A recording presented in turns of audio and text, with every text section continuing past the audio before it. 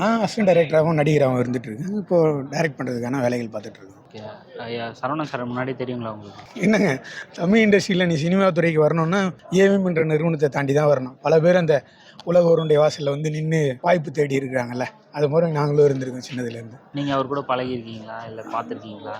இல்லை, அவங்க அளவுக்கு பழகிற அளவுக்கு நம்ம பழகல. உதவி இயக்குனராக பக்கத்தில் இருந்து பார்ப்போம்.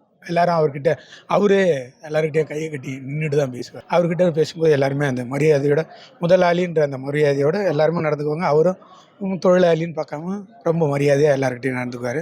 ஒரு 10-15 நாட்களாக சரியான உடல்நிலை சரியில்லை அப்படின்னு இன்று காலையில் இறந்துட்டா சொல்லி தகவல்கள் இருந்ததுனால எல்லாரும் குவிஞ்சிருக்காங்க. சினிமாவிலேருந்து பெப்சி தொழிலாளர் சம்மேளனம் இப்போ ஒரு மணி வாக்கில் ஒரு ஊர்வலமாக வந்து எல்லாரும் அவங்களோட அஞ்சலி செலுத்துறதுக்கு தயாராக இருக்காங்க. இல்லை, முன்னாடியிலேருந்து இல்லை, 82 வயதுக்கிட்ட ஆகுது. வயது மூப்பு இருக்கு இல்லையா, ஒவ்வொருக்கும் ஒவ்வொரு காலகட்டம். பெரிய உழைப்பாளி, தொடர்ந்து 65 ஆண்டு காலம் இந்த ஸ்டுடியோவையும் சினிமாவையும் காத்துட்ருக்காங்க.